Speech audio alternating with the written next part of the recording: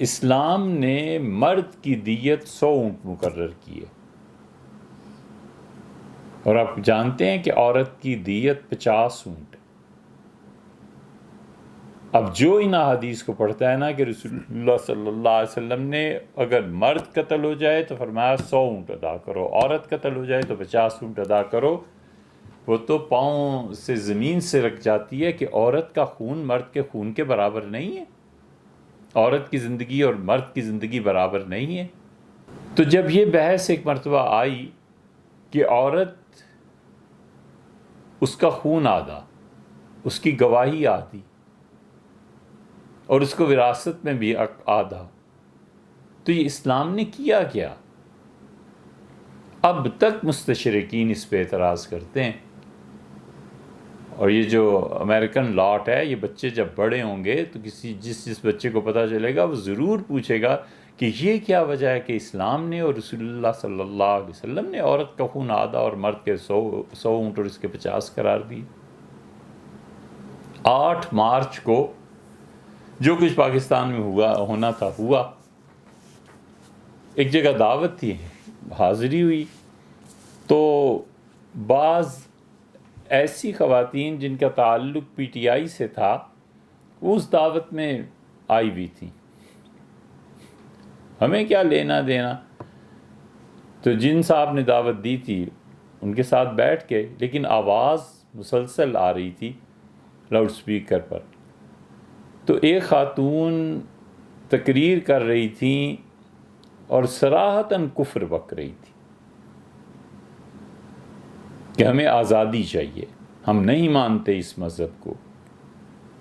یہ آپ کی ہیلری کلنٹن نے بھی ایک مرتبہ کہا تھا کہ ہم دنیا میں ہر اس ہم دنیا میں ہر اس نظریے کو مٹانے کی کوشش کریں گے جو گواہی میں عورتوں کو گواہی میں 2 عورتوں کی گواہی 1 کے برابر مانتا ہے، اور جو وراثت میں بھی آدھا حق دیتا ہے۔ یہ ان کا بیان چھپا تھا۔ تو وہ خاتون دھڑلے سے تقریر کر رہی تھی، انہوں نے کہا ہم نہیں مانتے ایسے دین کو جس میں مرد کی گواہی ہے 1 اور عورتیں 2 اس کے برابر کی، اور وراثت۔ اور پھر اس نے کہا میں تمہیں ایک بات بتاؤں، تم میں سے بہت سی میری بہنوں نے نہیں سنی ہوگی، یہ اتنا خراب مذہب ہے، اتنا خراب مذہب ہے کہ یہ کہتا ہے کہ اگر مرد قتل ہو جائے تو 100 اونٹ ادا کرو، اور عورت قتل ہو جائے تو 50 اونٹ ادا کرو۔ اس پہ تو پکار مچ گئی کہ ہیں واقعی اسلام نے یہ کہا ہے۔ تو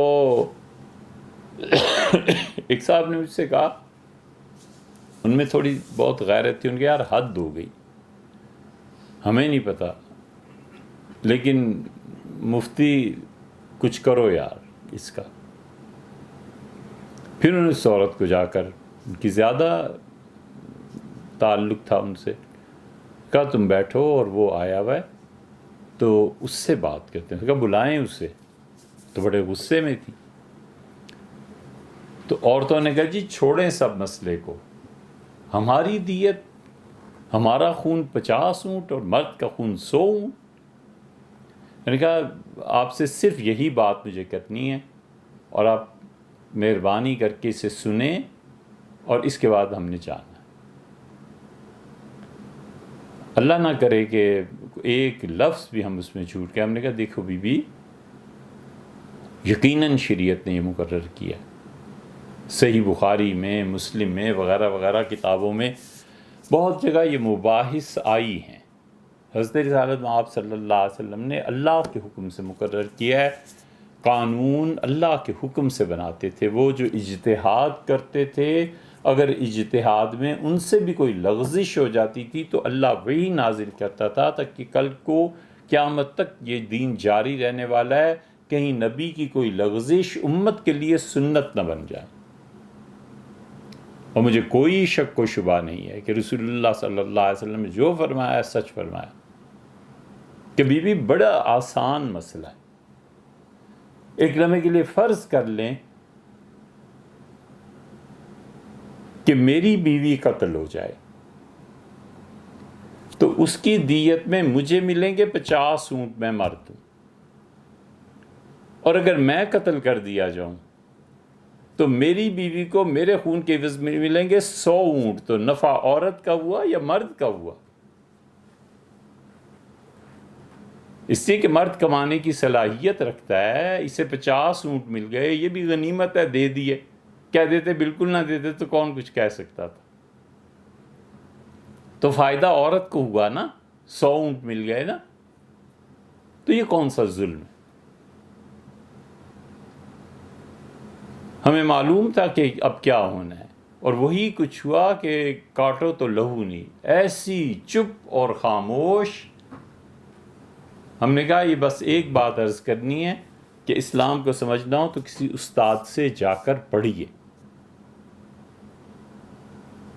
بالکل گنگی ہو گئی ہیں۔ ہم نے کہا جی ہاں، اب اگر مرد احتجاج کریں اور عرض کریں، دعا کریں کہ یا اللہ ہمارا بھی کوئی خون کی قیمت ہونی چاہیے، تو پھر تو کوئی بات تھی۔ آپ کو کس بات پر اعتراض ہے؟ آپ کو تو 100 اونٹ مل رہے ہیں۔ اب ظاہر ہے اس کا کیا جواب بنتا؟